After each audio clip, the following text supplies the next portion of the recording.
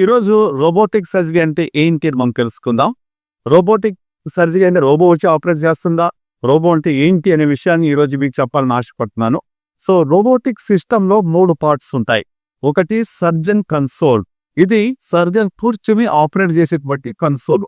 So దీని మీద కూర్చుని నా తల దీని లోపల కనిపెట్టినప్పుడు నాకు 10 టైమ్స్ మ్యాగ్నిఫైడ్ వ్యూ దీంట్లో కనబడుతూ ఉంటుంది. సో పేషెంట్ యొక్క కడుపు లోపల ఏమైతే ఉన్నదో ఆ విజన్ ఇక్కడ కనబడుతూ ఉంటుంది.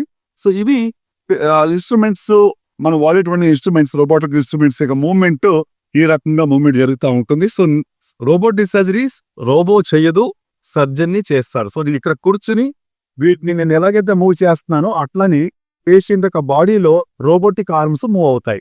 సో ఇది రోబోటిక్ అసిస్టెడ్ సర్జరీ అంటాం. మనకి కంప్లీట్ ఆటోనామస్ రోబోటిక్ కాదు, ఇంతవరకు అది రాలేదనమాట.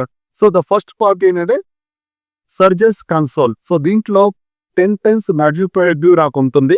నాతో విజన్ చాలా బాగుంటుంది. అలాగే మరి నాకు ఈ ఇన్స్ట్రుమెంట్స్ ఏదైతే ఉన్నాయో వాటి కంట్రోల్ చాలా బాగుంటుంది. మరి ఇక్కడ చూస్తే ఇక్కడ నా కెమెరా నా కంట్రోల్లో ఉంటుంది. సో ఇక కెమెరా నేనే ఎంత లోపలికి పరపాలి, బయట తీసుకోవాలి నేనే డిసైడ్ చేయగలను. అలాగే ఫోకస్ నేనే చేసుకోగలను. ఇది స్వాప్ అంటాము. ఓకే, 4 ఇన్స్ట్రుమెంట్ ని కూడా నేనే వాడుకోగలను. అంటే అసిస్టెంట్ మీద ఎక్కువగా డిపెండెన్స్ దీంట్లో ఉండదు. అలాగే మరి పాటరీ అంటాము, అని ప్రతి సర్జరీలో కూడా ఈ పాటరీ ఏదో వాడుతూ ఉంటాము. సో దానికి కూడా మా కంట్రోల్ని సర్జన్ కన్సోల్లోనే ఉంటుంది. సో ఇక్కడ ఇలాంటి సర్జరీ కన్సోల్ నేను ఇంట్లో కూడా పెట్టుకోవచ్చు. అప్పుడు దాన్ని డిజిటల్ సర్జరీ లేక టెలి సర్జరీ అంటాం. సో ఈ కన్సోల్ తీసుకువెళ్ళి మా ఇంట్లో పెట్టుకుంటే I can do surgery from home or no work from home అని ఏదైతే ఐటీ వాళ్ళు అంటారు కదా, ఈ కన్సోల్ నేను తీసుకుని ఇంట్లో పెట్టుకుంటే టెలి సర్జరీ చేయొచ్చు, వర్క్ సర్జరీ ఫ్రమ్ హోమ్ అనేది చేయొచ్చు. సో ఇప్పుడు రోబోటిక్ సిస్టమ్ లో 3 పార్ట్లని చెప్పాను. సో మొట్టమొదటిది సర్జన్ కన్సోల్. ఇది డావిన్సీ ఎక్సైజ్ సిస్టమ్. సో దీంట్లో అన్ని అడ్జస్ట్మెంట్స్ మనం చేసుకోవచ్చు. హైట్ కానీ అంతా కూడా మనకి ఎలా కావాలో ఎక్కువచ్చు. సో ఇది అయిన తర్వాత గడిద పార్ట్. ఇది రోబోటిక్ సిస్టమ్ లో 3 పార్ట్స్ ఉంటాయని చెప్పాను కదా. మొట్టమొదటి సర్జన్ కన్సోల్. సో అలాగే ఇది పేషెంట్ కార్ట్ అంటాము. అంటే పేషెంట్ దగ్గర ఉన్నటువంటి కార్ట్.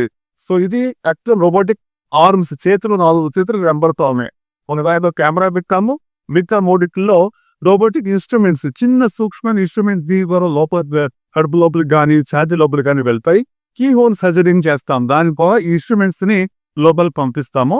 సో ఈ 4 ఇన్స్ట్రుమెంట్స్ కూడా ఎంతో క్లిష్టమైన ప్రదేశాల్లోకి ఈజీగా వెళ్ళగలవు. చేతులు ఎట్లయితే వెళ్ళలేవో అలాంటి సర్జరీస్ కూడా ఈ యొక్క రోబోటిక్ ఇన్స్ట్రుమెంట్స్ చాలా లోపలికి వెళ్ళి ఆపరేషన్ చేయడానికి ఈజీగా మూవ్మెంట్స్ ఉంటుంది. అంటే ఫైన్ రేంజ్ ఆఫ్ మోషన్ అనేది ఈ యొక్క రోబోటిక్ ఇన్స్ట్రుమెంట్స్ కి ఉంటుంది. సో ఇది పేషెంట్ కాల్ప్. మూడవది విజన్ కాల్ప్. సో దీంట్లో విజన్ అంటే ఇక్కడ లోపల ఏం జరుగుతుందో బయట ఉన్న వాళ్ళకి కూడా, అంటే అసిస్టెంట్స్ కానీ నర్సెస్ కానీ దీంట్లో డిస్ప్లే వస్తుంది. అలాగే మనం ట్రైనింగ్ ఇవ్వాలన్నా కూడా వీటిని పీస్ అనమాట. సో ఇది విజన్ కార్ట్ అంటాము. దీంట్లో అన్ని కనెక్షన్స్ ఉంటాయి.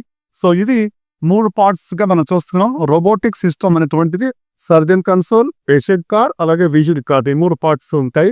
సో ఇది డావిన్సీ ఎక్సైజ్ సిస్టమ్ వాడుతుంది. దీని ద్వారా ఇదివరకు క్యాన్సర్ సర్జరీ అంటే ఎక్కువ కోత ఉండేది. పెద్ద కోత, ఎక్కువ నొప్పి, ఎక్కువ సమయం కోలుకోవడానికి పట్టేది. అయితే ఇప్పుడు రోబోటిక్ టెక్నాలజీ వల్ల ఏమవుతుందంటే తక్కువ కోతతో మరి పెద్ద ఆపరేషన్లు చేయడానికి వీలవుతుంది.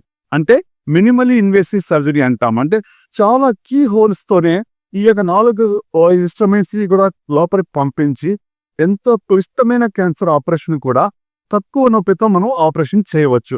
సో ఇది మరి ఈ యొక్క రోబోటిక్ టెక్నాలజీతో మనం అడ్వాంటేజ్. దీన్నే ప్రెసిషన్ సర్జరీ అని కూడా అంటూ ఉంటాము.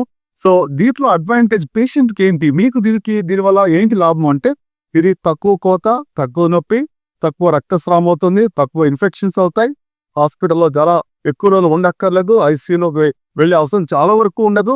అలాగే మీరు త్వరితంగానే మీరు కోరుకుని మీ పనులు మీరు చేసుకోవచ్చు. సో కనుక ఈ రోజుల్లో రోబోటిక్ సర్జరీ అనేది ఏదో ఫ్యాన్సీ వర్డ్ కాదు. ఇది గోల్డ్ స్టాండర్డ్ ఆఫ్ కేర్ లాగా మారిపోయింది. ఇది వరకు ఓపెన్ సర్జరీ చేసేవాళ్ళం, మరి దాని నుంచి లాప్రోస్కోపీకి వచ్చాం. ఇప్పుడు రోబోటిక్, అలాగే మరి ఏఐ అసిస్టెడ్ రోబోటిక్ సర్జరీ కూడా మనం చేస్తున్నాం. సో ఇది ఏదో ఫ్యూచర్ భవిష్యత్తులో రాబోయేది కాదు, ప్రజెంట్ ఆల్రెడీ ఉంది. గత 13 సంవత్సరాలుగా మరి రోబోటిక్ సర్జరీ మనం ఇండియాలో చేస్తున్నాం. సో రోబోటిక్ సర్జరీ అంటే ఏదో రోబో చేసేది కాదు, దయచేసి గమనించండి. ఈ ఇన్స్ట్రుమెంట్స్ మనకు కనబడుతుంది. మెయిన్ పేషెంట్ కార్ట్, అలాగే సర్జరీ కన్సోల్ మీరు చూశారు, విజన్ కార్ట్ మీరు చూశారు. సో రోబోటిక్ సర్జరీ అనేటువంటిది ప్రిసిషన్ సర్జరీ లేక డిజిటల్ సర్జరీ కూడా మనం చెప్పొచ్చు. ఈ వీడియో వాచ్ చేసేందుకు థ్యాంక్ యూ సో మచ్.